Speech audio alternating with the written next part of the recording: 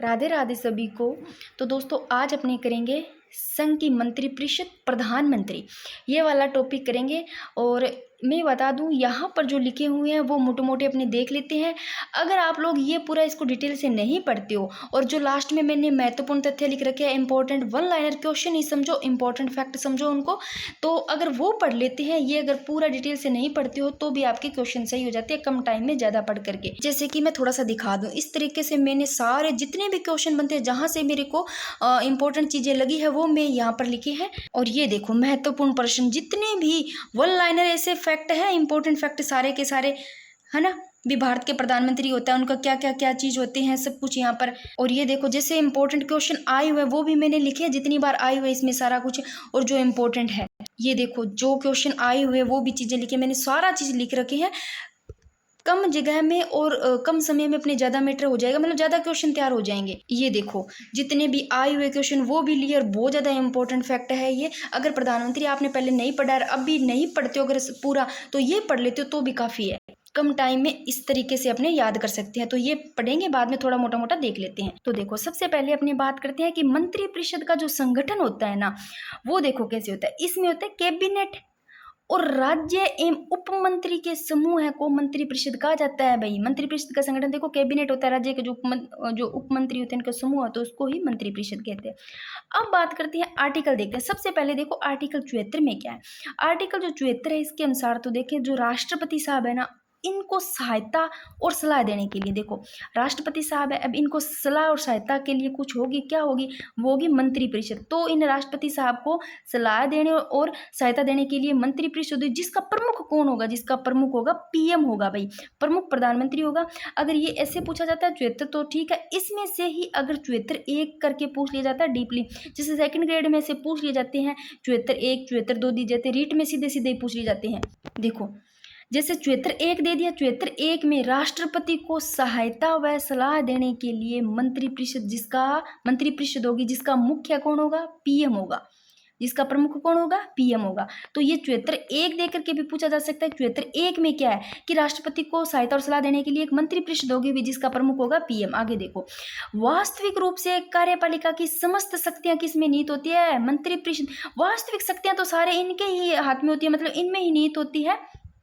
अतः राष्ट्रपति के नाम पर शासन की समस्त शक्तियों का उपयोग मंत्रिपरिषद द्वारा ही किया जाता है। नाम मात्र के, मतलब नाम पे ही किया जाता है इनके, तो राष्ट्रपति के नाम पर शासन की समस्त शक्तियों का मंत्रिपरिषद द्वारा किया जाता है। आगे देखो 74 2 में क्या है, अनुच्छेद 74 में मंत्रियों द्वारा, जो मंत्री है उनके द्वारा राष्ट्रपति को दी गई जो सलाह है। अब मंत्री होते हैं ना, मंत्री राष्ट्रपति को जो सलाह देते हैं, तो देखो इन राष्ट्रपति को सलाह देने के लिए मंत्री होती है सलाह, और जो सहायता देने के लिए, तो फिर ये मंत्रिपरिषद इन राष्ट्रपति को जब सलाह देते हैं, तो जो दी गई सलाह जांच किसी न्यायालय द्वारा नहीं की जाएगी। ये 74 2 में है, जो सलाह जो देते हैं ना मंत्री इनको राष्ट्रपति को, वो सलाह है ना, वो जांच किसी न्यायालय में मतलब नहीं की जाएगी, न्यायालय द्वारा नहीं की जा सकती। आगे देखो अब देखते हैं प्रधानमंत्री, इनकी बात करते हैं प्रधानमंत्री की। तो देखो इनके बारे में जो मंत्री है, उनके बारे में जो अन्य उपबंध है, वो सारे ही अनुच्छेद 75 में है। अब 75 1 में देखो क्या है, तो देख लो भाई, सीधा 75 आता है, तो 75 इनके बारे में ही है कि इनमें मंत्रियों के बारे में अन्य उपबंध वो सारे 75 है। जैसे 75 1 आ गया, देखो 75 2 75 ऐसे करेंगे अपने सारे, ठीक है ना।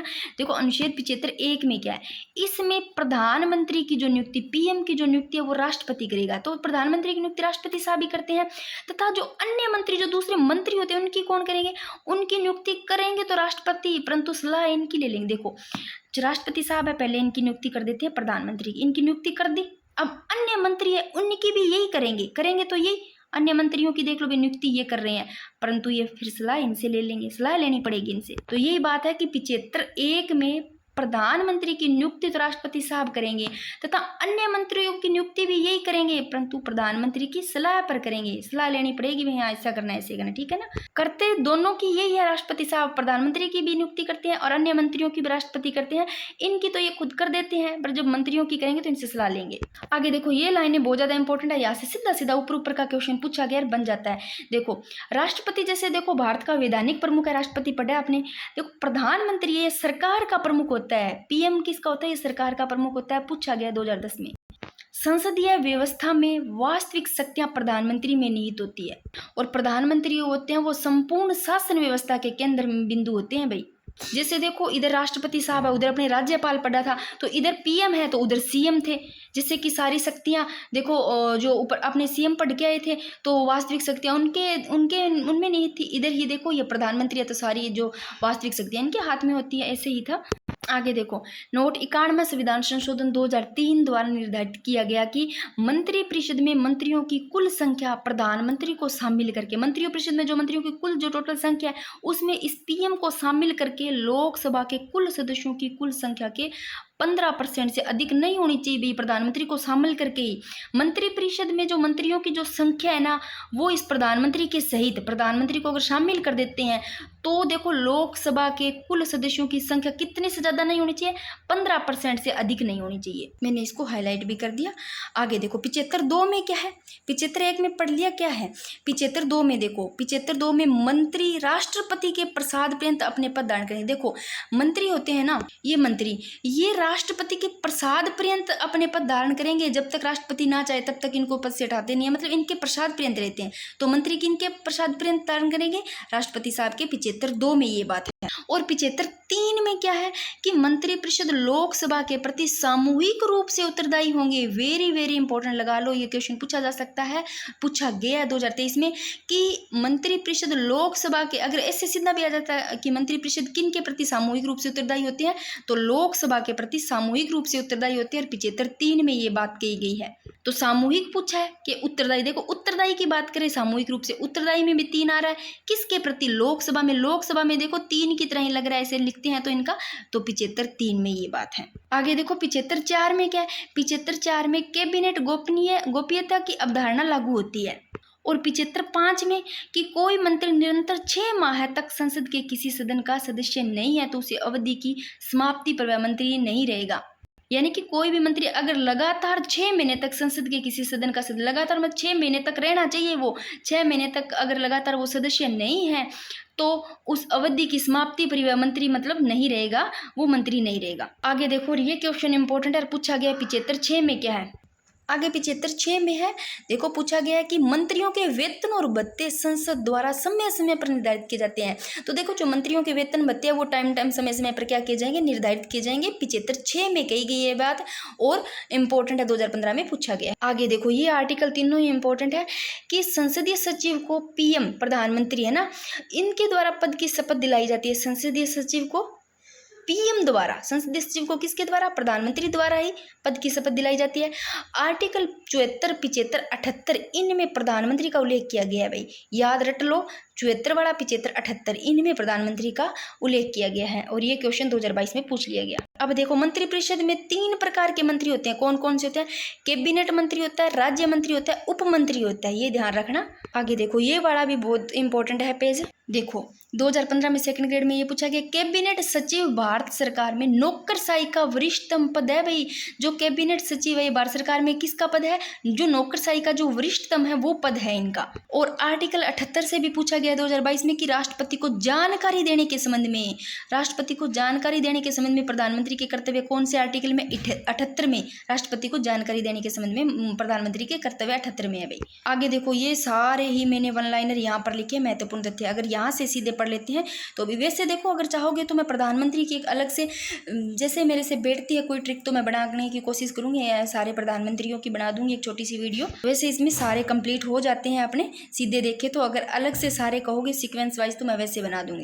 कि किस अनुच्छेद के तहत प्रधानमंत्री की नियुक्ति राष्ट्रपति करता है, तो प्रधानमंत्री की नियुक्ति राष्ट्रपति ही करते हैं, 75(1) के तहत करते हैं, रट लो अगर ऐसा क्वेश्चन आता है। अगर क्वेश्चन पूछ ले कि भारत के राष्ट्रपति को सारे जो समस्त कार्य उनमें सहायता सलाह प्रदान करने के लिए एक मंत्रिपरिषद होगी, मैंने बताया था ना कि भारत के राष्ट्रपति को सलाह और सहायता करने के लिए क्या होगी, एक मंत्रिपरिषद होगी, जिसका मुख्य, जिसका प्रमुख कौन होगा, पीएम होगा, प्रधानमंत्री का। ये उल्लेख है 74 में कि भी राष्ट्रपति को सलाह और सहायता देने के लिए प्रधानमंत्री परिषद होगी, परंतु इनका जो मुख्य, जो प्रमुख होगा वो पीएम होगा। और ये आर्टिकल 74 में है।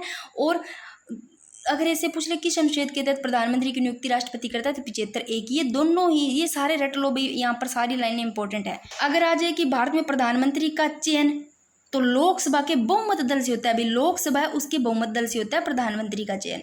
अगर ऐसा क्वेश्चन पूछ ले कि भारत के प्रधानमंत्री उम्मीदवार के लिए न्यूनतम आयु, तो 25 वर्ष से अभी न्यूनतम आयु, और एक से अधिक बार प्रधानमंत्री बनने वाले व्यक्ति, इनको भी देख लेते हैं। और कई बार यहाँ से सीधा ऐसे पूछ लिया जाता है एक से अधिक बार बनने वाले। देखो जवाहरलाल नेहरू है, ये एक से अधिक बार बनने वाले हैं भाई, 3 बार बनते हैं।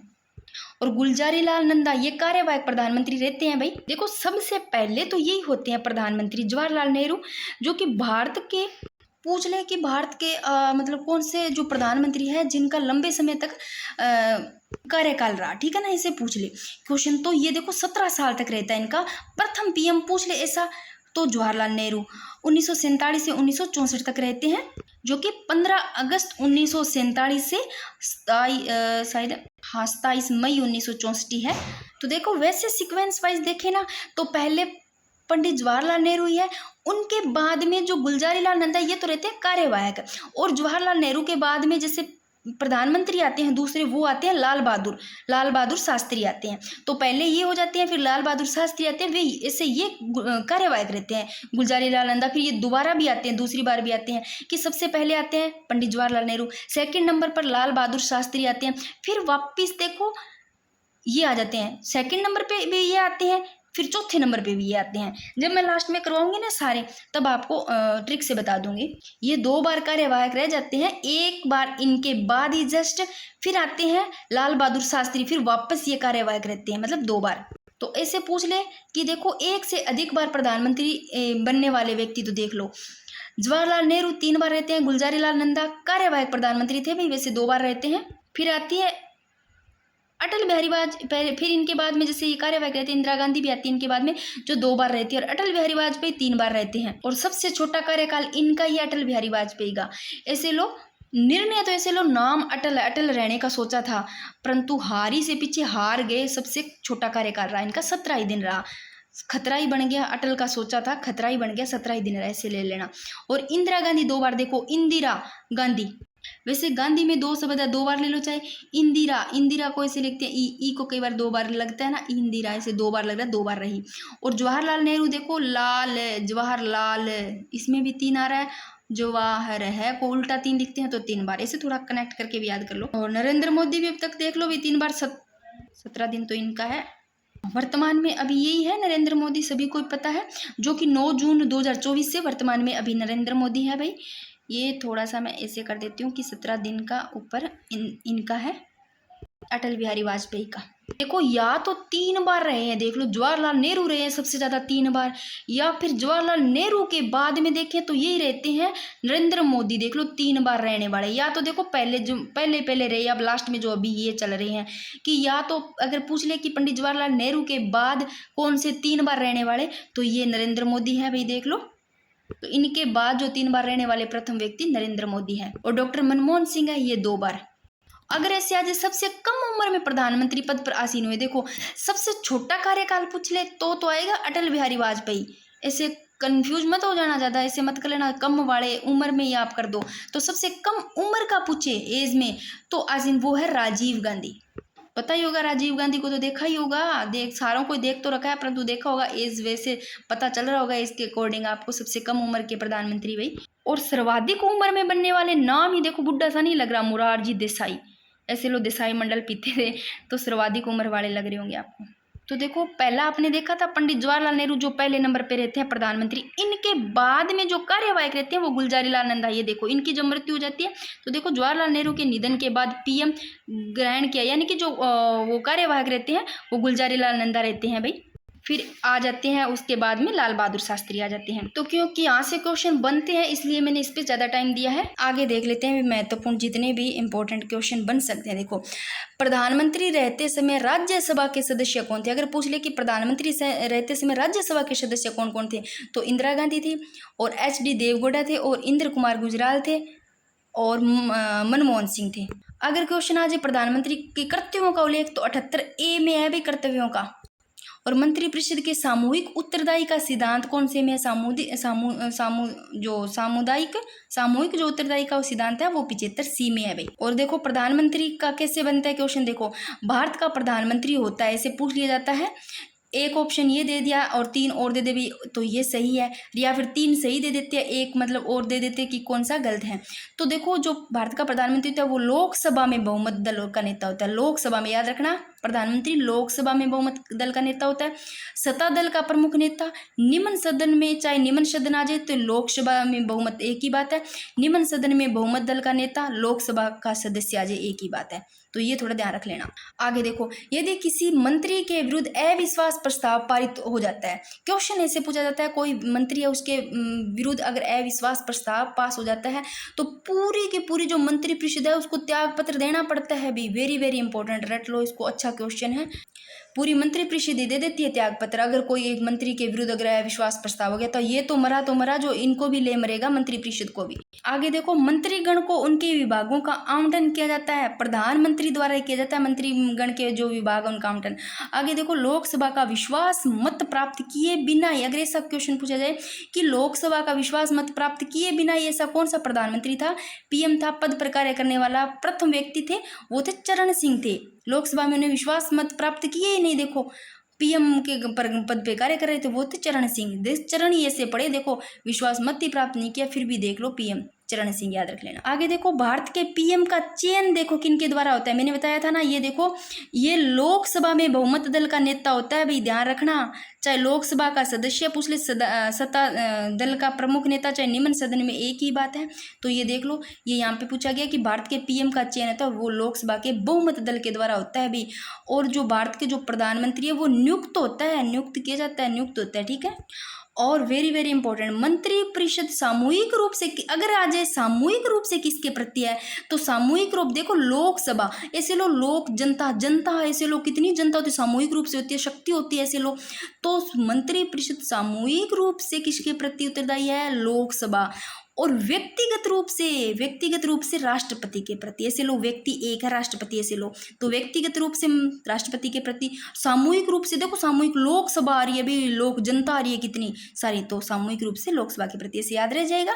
वेरी वेरी इंपॉर्टेंट, दोनों ही क्वेश्चन पूछे भी जाते हैं। आगे देखो, इस वाले पेज पे भी काफी इंपॉर्टेंट है सारे के सारे। देखो, योजना आयोग का अध्यक्ष होता है प्रधानमंत्री, पीएम है वो योजना आयोग के अध्यक्ष होते हैं। और मंत्रिमंडल में किस प्रकार के मंत्री शामिल होते हैं, कैबिनेट मंत्री होते हैं भाई।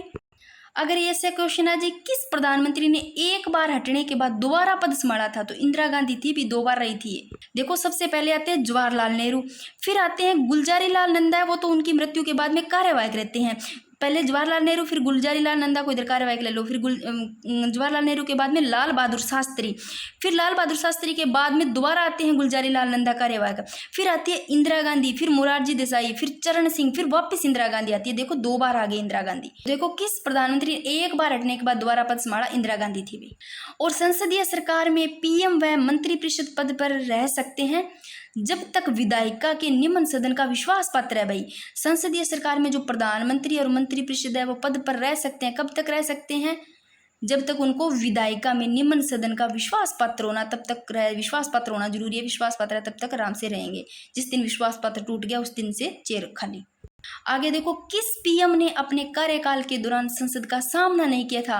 देखो चौधरी चरण सिंह है, इन्होंने अपने कार्यकाल के दौरान संसद का सामना नहीं किया था भाई। मैंने बताया था लोकसभा में विश्वास मात्र प्राप्त किए बिना ही ये बने थे भी, चौधरी चरण सिंह। और ये देखो अलग सा यूनिक सा क्वेश्चन कितना अच्छा, देखो यूएनओ में हिंदी में भाषण देने वाला पीएम प्रधानमंत्री पूछ ले तो अटल बिहारी वाजपेयी है भाई। यूएनओ में देख लो हिंदी में भाषण देने वाले ये थे अटल बिहारी वाजपेयी। अटल रहे ऐसे सोच लो, यूएनओ में हिंदी में भाषण दिया इन्होंने अटल बिहारी वाजपेयी ने। और मैंने करवाया था अटल रहने का सोचा था पर हार गए थे, तो सबसे कम समय का याद रख लेना कार्यकाल।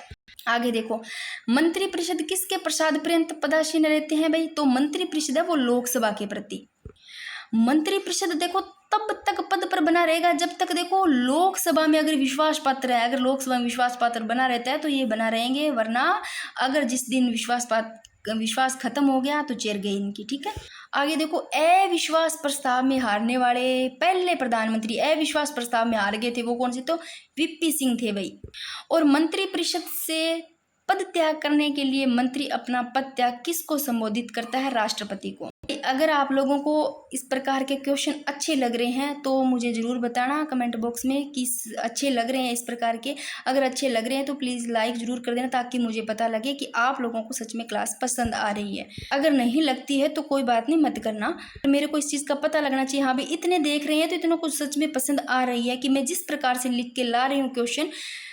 एक सोच के देखो बात कि क्वेश्चन लिखे हैं मैं कोई आपको कहीं पर ऐसे नहीं कि सीधे पढ़ाई जा रही हूँ, इनको लिखने पड़ते टाइम लगता है, और वो भी वो चीज़ें छांट छांट के जो क्वेश्चन आते हैं सच में बहुत अच्छे क्वेश्चन है। आप थोड़ा सा विश्वास करके रखना, आपको जरूर मिलेंगे क्वेश्चन इनसे। अगर पसंद आते हैं तो जरूर बताना, मेरे को भी अच्छे है क्वेश्चन सच में। और ये करने के बाद आप कहीं से भी टेस्ट सीरीज MCQ जैसे भी करो, आप करके देखना, आपको खुद को पता चल जाएगा कि हम कितने पानी में हैं। तो देखो, मंत्री परिषद से पद त्याग करने के लिए मंत्री अपना पद त्याग किसको संबंधित करता है? तो भाई राष्ट्रपति को ही करेंगे। और संघ के मंत्रियों के वेतन भत्तों का निर्धारण संसद द्वारा दिया कि संघ के मंत्रियों के वेतन भत्तों का निर्धारण संसद द्वारा किया जाता है। जो भारत सरकार की संचित निधि, तो आर्टिकल 75(6) में अभी वेतन भत्तों का निर्धारण है वो संसद द्वारा किया जाता है, जो भारत सरकार की संचित निधि से आर्टिकल 75(6) में। आगे देखो, स्वतंत्रता के बाद मंत्रिपरिषद के खिलाफ पहला अविश्वास प्रस्ताव कब लाया गया? देखो, स्वतंत्रता के बाद की बात करें, मंत्रिपरिषद के खिलाफ पहला अविश्वास प्रस्ताव लाया गया 1963। वैसे याद रह जाएगा, स्वतंत्रता के बाद का है 1963, वैसे ही डेट याद रह जाएगी। और राष्ट्रीय सुरक्षा समिति का प्रधान पूछ ले तो भी PM है भाई, और योजना आयोग का अध्यक्ष पूछ ले तो ही PM है। और ये भी ध्यान रखना, यूनो में हिंदी भाषण देने वाले प्रधानमंत्री अटल बिहारी वाजपेयी। इतने से और रहे हैं भाई, ये भी बहुत ज़्यादा इंपॉर्टेंट। आगे देखो, भारत व पाकिस्तान, भारत और पाक के मध्य सिंधु नदी समझौता किस प्रधानमंत्री के समय? ये पूछ रहे, भारत और पाक के मध्य जो सिंधु समझौता हुआ था वो जवाहरलाल नेहरू किसमें है? और ये देखो, ऐसे प्रधानमंत्री है जिनके विरुद्ध लोकसभा में अविश्वास प्रस्ताव लाया गया था, पंडित जवाहरलाल नेहरू।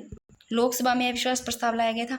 और भारतीय संविधान के अनुसार तथ्यात्मक संप्रभुता निवास करती है, तो प्रधानमंत्री में ही करती है भाई, संप्रभुता निवास करती है वो PM में ही करती है। और प्रधानमंत्री की बात करते हैं तो देखो, मंत्रिपरिषद और राष्ट्रपति के मध्य प्रधानमंत्री है वो किनके? मंत्रिपरिषद और राष्ट्रपति के मध्य संवाद के लिए मध्य की कड़ी का काम करता है भाई। मंत्रिपरिषद राष्ट्रपति के बीच में संवाद के लिए मध्य की कड़ी का कार्य करते हैं। सब पूछ ले, ऑप्शन में आ जाए तो आपको पता चल जाएगा, प्रधानमंत्री है इनके बीच में।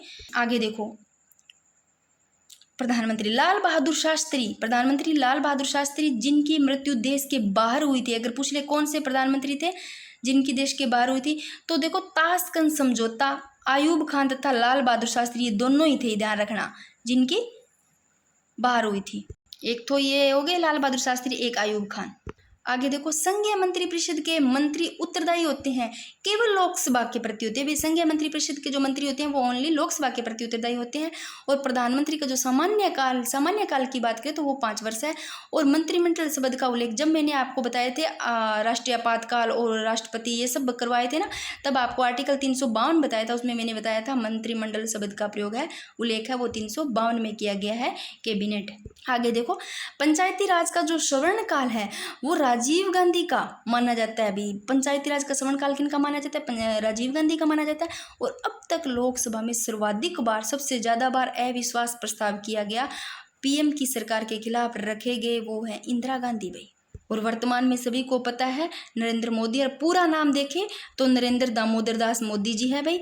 9 जून 2024 से वर्तमान में अभी तक, जो कि पहले जो PM थे पंडित जवाहरलाल नेहरू, उनके बाद में अगर देखें तो प्रथम व्यक्ति यही है पंडित कौन से है अभी, नरेंद्र मोदी, ठीक है ना, वो है जो कि 3 बार अब तक रह चुके हैं, जो कि लगातार ही रहे हैं, ठीक है ना। अगर ऐसा पूछ ले कि प्रथम मुख्यमंत्री जो सीधे प्रधानमंत्री बने, ऐसे पूछ ले तो भी किनका नाम आता है? नरेंद्र मोदी का ही आता है भाई। एक बार थोड़ा सा मैं उधर लेके चलती हूँ। देखो, जो अपने पहले तो ये रहते हैं जवाहरलाल नेहरू, फिर गुलजारी लाल नंदा कार्यवाहक रहते हैं, उनके बाद में जो आते हैं वो आते हैं, यहाँ पर नहीं है क्या लिखा हुआ, लाल बहादुर शास्त्री, यहाँ मेरे को दिख नहीं लिख रहा, मैं बता देती हूँ, लाल बहादुर शास्त्री। तो लाल बहादुर शास्त्री की बात करते हैं तो भाई लाल बहादुर शास्त्री है ना, वो प्रथम प्रधानमंत्री जिनकी विदेश में आधिकारिक जो यात्रा थी, आधिकारिक यात्रा कर रहे थे, उस दौरान उनकी मृत्यु हो जाती है।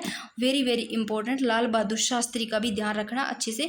बाकी मैं एक प्रधानमंत्री की छोटी सी अलग से वीडियो बना दूंगी सीक्वेंस वाइज भी, और उनके बारे में जो महत्वपूर्ण बातें हैं वो भी अपने कर लेंगे। और इंदिरा गांधी है वो भारत की प्रथम महिला प्रधानमंत्री है भाई। और सबसे अधिक आयु के तो पता ही होगा, सबसे कम उम्र के प्रधानमंत्री कौन से? राजीव गांधी। और सर्वाधिक वाले मोरारजी देसाई, ऐसे लो नाम ही पता चल रहा है, जो 81 वर्ष के थे भाई। और इन्होंने अपने पद से त्यागपत्र भी दे दिया था भाई, मोरारजी देसाई है जो। और ऐसे क्वेश्चन आज, एकमात्र ऐसे प्रधानमंत्री जो संसद के किसी भी अधिवेशन में शामिल नहीं हुए थे, तो बताया ना मैंने, चरणदास। यहाँ पर लिखा हुआ है क्या? उधर वाले पेज पे होगा चरणदास। राजीव गांधी सबसे कम उम्र के भाई, 40 ईयर। तो भाई अपना ये वाला भी टॉपिक हो जाता है कंप्लीट। वैसे प्रधानमंत्री की मैं एक अलग से वीडियो बना दूंगी अगर आप लोग कहोगे तो, नहीं तो आगे वाला टॉपिक अपने कर लेंगे। अब देखते हैं राजस्थान जी के भी कर देंगे स्टार्ट, जो टॉपिक रहे हैं। बाकी लगभग हुआ है, ज्योग्राफी भी करवा रखी है मैंने।